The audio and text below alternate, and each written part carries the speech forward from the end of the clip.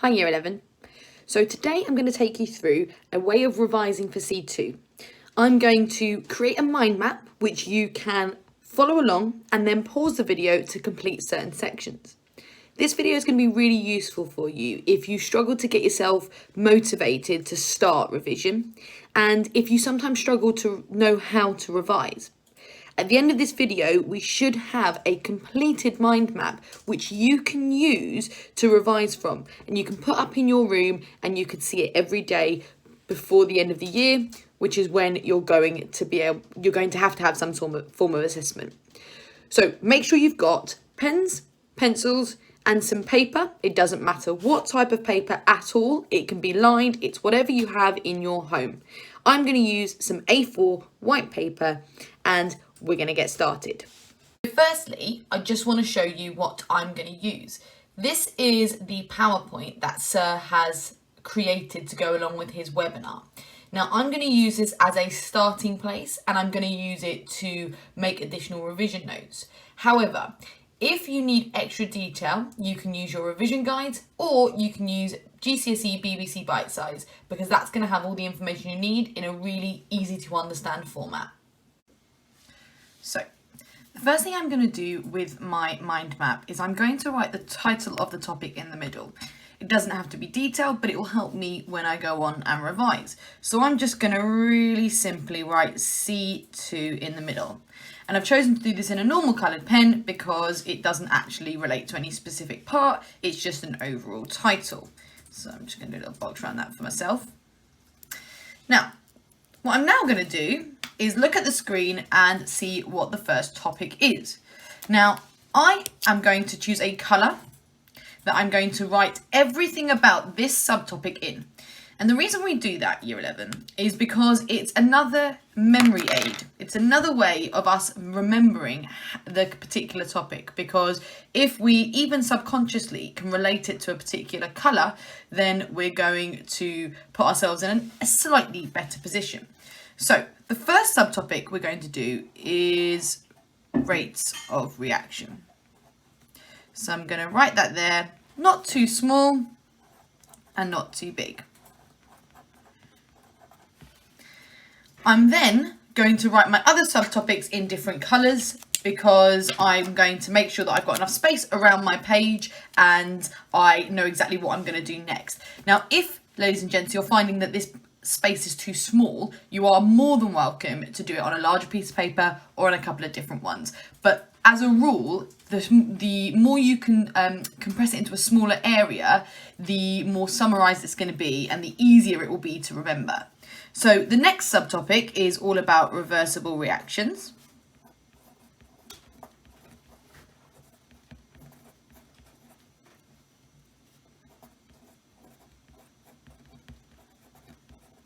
And if you're finding this video a little bit slow, remember this is designed for you to revise along with me. So, you know, it shouldn't just be you watching and not doing anything. Okay, the topic after reversible reactions is going to be all about crude oil. For some reason I've gone into capitals there, not sure why. Then we're going to go to hydrocarbons, which is very related to crude oil, but we're going to do it as a separate topic here. Managed to get purple. So we're going to do hydrocarbons here.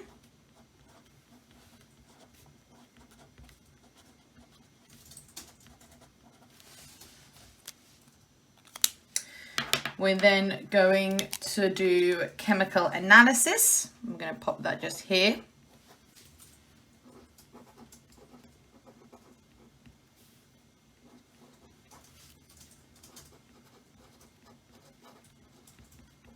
Apologies, my camera is shaking. I'm trying to keep it perfectly leveled here.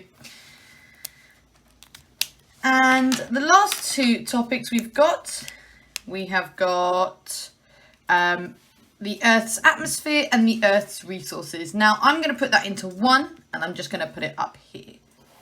So the atmosphere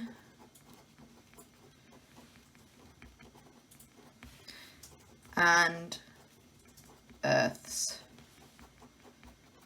resources. Okay, so the next thing we want to do is start to build up our mind map from here, okay? Now, I am not going to do this completely on here for you to just copy. There are two reasons for that. The first reason is this would be about a 4-hour long video. I'm exaggerating, but it's too long and you don't need me to go through every single thing with you. The second reason is actually for your own knowledge, it's far better if I give you some subheadings to go away and fill in and then you go and do that. So instead what we're going to do is I'm going to add some subtopics to each area. I'm going to ask you to pause the video after each of those sub areas and I want you to go away and to fill in the additional information around it, okay? And that's going to help you structure your revision for C2. So let's start with rates of reaction. And in rates of reaction, we have a few things that we need to focus on. And the first one we need to focus on is how to calculate the rates of reaction. So we're going to draw another arrow. And actually, I've got a highlighter here that I'm going to use. Guys, I love stationery, so I've got lots of it. I know you probably won't have as much, or you don't need to. So I'm just going to draw a little arrow here. And I'm going to say how to calculate. Okay, and then you would go away and look at how to do that and you would write it under here. I'm then going to add another little sub topic on this one and I'm going to write down how to investigate. And I'm looking for some methods here. So the methods that you really want to look for, guys, are the method to look at when there's been a precipitation reaction. You want to look at a method that includes a gas syringe. You want to look at a method that shows you how the mass of either the product or the reactant has changed over time. So that's just some ideas. Little diagrams in here will help you as well. After that, you want to look at how to, after you've looked at how to calculate, you also want to think about how to calculate mean rate from a graph. So how to calculate mean rate from a graph. Now you'll see that I'm getting a bit squished up down here. You don't have to write quite so much for your subheadings because actually you're just filling in the detail. All right, so you don't need to do this bit because obviously you have this video and you can just pause and continue. The next thing you need to do is you need to understand something called collision theory, and you need to look at the different ways that we can change the rate of a reaction. So you're going to look up what collision theory is, and you're going to look at how we can increase the rate of a reaction. And little heads up, that would be changing your surface area, it would be adding a catalyst, it would be increasing temperature. But when you're revising this, we need to make sure that we understand how doing these things affects collision theory, because that's what gets you your top marks on this. Now, you also need to understand surface area, and I'm going to actually separately add this one in, guys, because it's a really important one and it comes up in lots of different aspects of chemistry. So you need to understand something called the surface area to volume ratio. Okay, you'll find information on that on the slideshow, but also on GCSE BBC Bite Size. So what I want you to do now is I want you to pause this video and I'd like you to complete these sections. When you come back, we'll look at reversible reactions. Okay, so hopefully you've paused and you've gone away and you've looked at that and you haven't just skipped through the video, because obviously that's not going to help you as much. And we're going to move on to reversible reactions. I don't have a blue highlighter, so I'm just going to go in with my blue pen. Now, reversible reactions are reactions that you can make products out of, and then you can also have the backward reaction where the products then break down back into the reactants again. Okay, so we need to first of all get a definition of reversible reactions. you need to know that this is the symbol for a reversible reaction. So when you see that arrow in a chemical reaction, you know that means there is a reversible reaction taking place. You need to know some examples. A really good one is copper sulfate, anhydrous copper sulfate and hydrated copper sulfate, because there is a really lovely colour change with that one. You also need to understand the concept of equilibria. Now, for some of you who are doing the higher paper, you'll need to take that further, and you'll need to look at something called Le Chatelier's principle, which is about how you can change the position of equilibrium based on your conditions. But I'm mainly focusing on the foundation paper with this revision practice, so I'm not going to go into too much detail with that, but please do add that on there if you are doing the higher paper. And for reversible reactions, that's very much it, okay? On the slideshow, you can tick off exactly what you're doing because there are little bits on there that go through specifically what you need to know. So the next thing we're going to look at is crude oil. And crude oil is fascinating, okay? Because crude oil is taken from deep, deep under the ground on oil rigs, and it has been made over millions of years from the remains of organic material. And what we've got in crude oil is a really brilliant mixture of different hydrocarbons, and those different hydrocarbons can be used for different things. So that's kind of what we need to know about crude oil. So first of all, crude oil, you need to know a definition. So what is crude oil? Oh, sorry guys, you should have paused after that blue bit to go away and do your reversible reaction section. I apologise, I got carried away. So you need to have a definition for crude oil. You need to understand how we can separate what we would call the different fractions in crude oil. Crude oil is a mixture, and we want the individual hydrocarbons out of it. So what we say is that we do a process called fractional distillation to get the individual different types of hydrocarbon out of it. So you need to look up something called fractional distillation. And to be honest, guys, a little diagram there, a little label diagram there is going to be very, very useful. You're going to need to give some uses of the different fractions as well.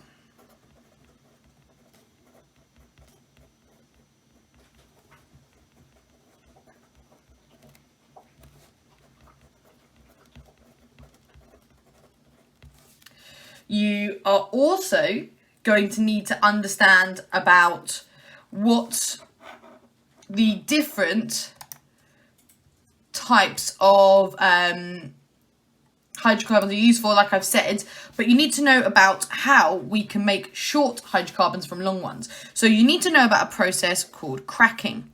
And cracking is basically breaking up those longer, less useful fractions into shorter, more useful ones. Okay, the shorter ones tend to be lighter, they tend to have a lower boiling point, we can use them for lots of different things.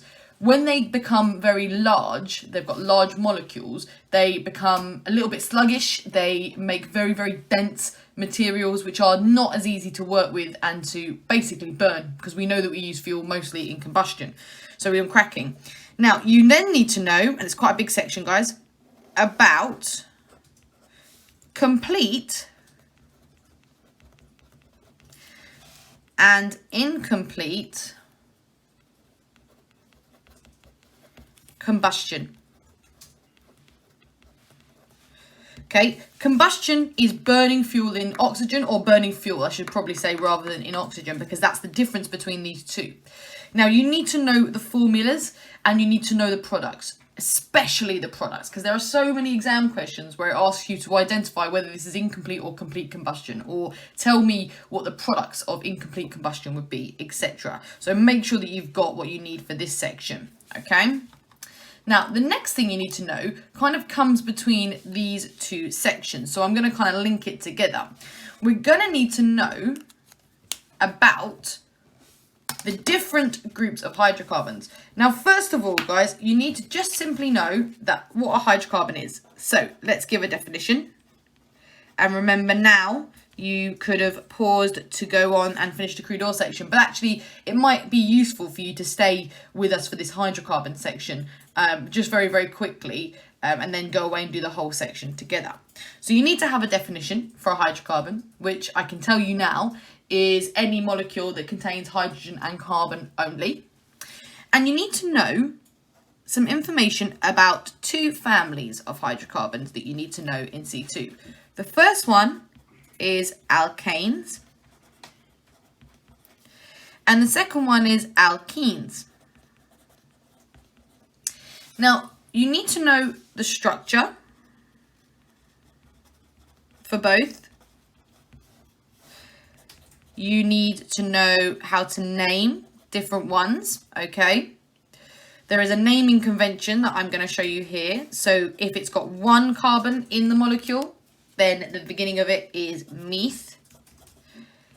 If it's 2, it is eth. If it's 3, it's prop. If it's 4, it's bute. If it's 5, it's pent. Okay. Now, this is going to be the same on all different hydrocarbons. You would name it then with the end of the word. So the first, an alkane with one carbon in it is called methane. An alkane with 2 carbons is called ethane. Okay, so on and so forth. And you can't have an alkane with an alkene with one carbon, but an alkene with 2 carbons is known as ethene. So we take the suffix of the word there as well. When you go and look these things up, you need to also know properties. That means how they behave, how they react with different things. You need to know the general formulas. Okay, those are really important. They look a bit like algebra, guys, but please don't be scared of that. It's quite a simple way of learning how many hydrogens go on each one. And you also need to know for alkenes the reactions with bromine water.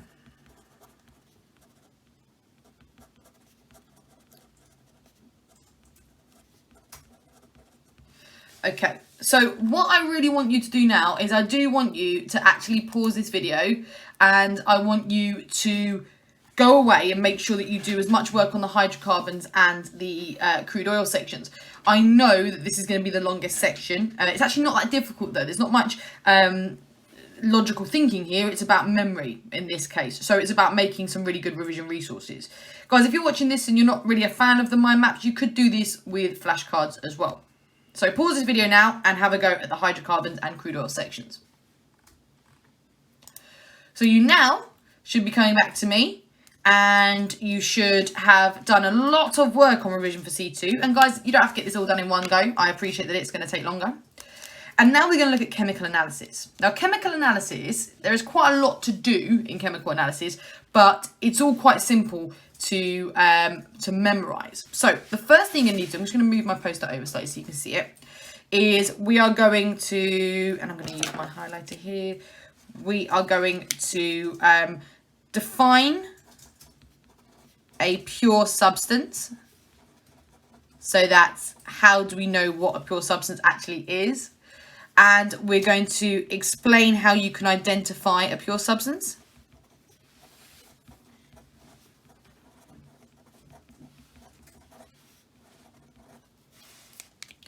We are also going to explain what is a formulation.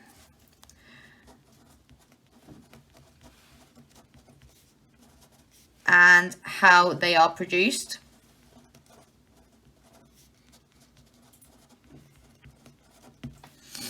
We are going to look at a process called chromatography, which you have done before. Some of you may have covered this in lesson recently, but you've done it in Key Stage 3 as well. So you're going to look at chromatography.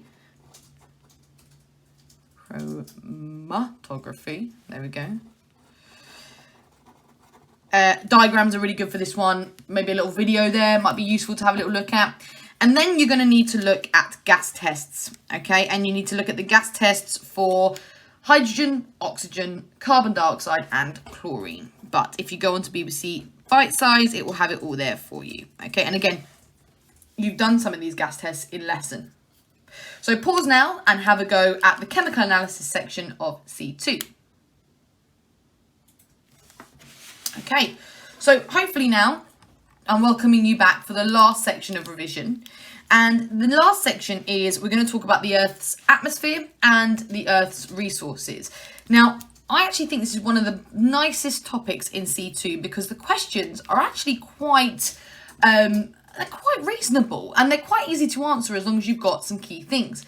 It's also incredibly relevant. Okay, we've had the climate strikes in the last couple of years. We have the climate agenda has really been pushed. So you may be aware of a lot of these things already. So let's go through what specifically you need to know for the atmosphere. So the first thing you need to know is about the evolution of the atmosphere. And that means, what did it used to be like millions and millions of years ago? And how has it changed to what it is today? You need to look at the processes that have happened. How has the biodiversity on Earth changed? And how has that led to different gases becoming more abundant or less abundant? Remember, abundancy just means how much of it. If something is very abundant, then there's lots of it, okay? You need to know the composition of the atmosphere now. So best thing here is a little pie chart. It can be rough, it doesn't need to be exact, and then the different percentages in there. You do need to know the percentages of the different gases on Earth and the gases that are the most abundant on Earth as well. You also then need to be able to describe the greenhouse effect and know what different greenhouse gases are. Now, just to be very, very clear, because I think some people can get confused with the greenhouse effect and global warming. The greenhouse effect is a completely natural and very, very important process. It's how the Earth manages to maintain a certain temperature in order for life to be able to exist on Earth. Our atmosphere and the greenhouse effect is very, very important in order to keep us warm. However, global warming is what we would call the enhanced greenhouse effect. Okay, and that's where we've disrupted the balance. It's where we have put too many greenhouse gases in our atmosphere, so we're trapping far too much heat, which is leading to issues around climate change. So the thing we next need to look at is global warming and climate change. And additionally to that, you need to be able to know how humans have affected this.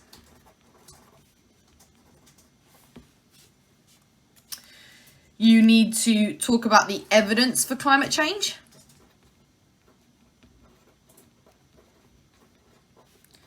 So how do we know that there is now more CO2 in our atmosphere than there has been in thousands of years?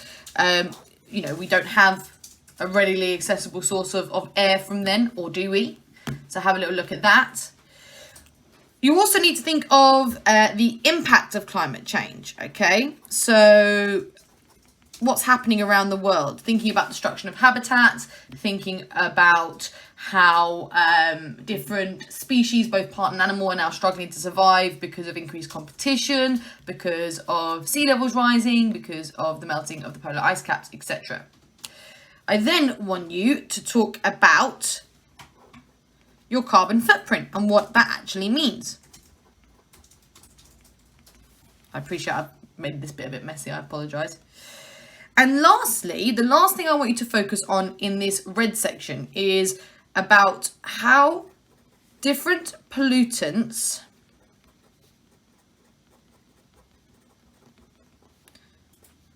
are made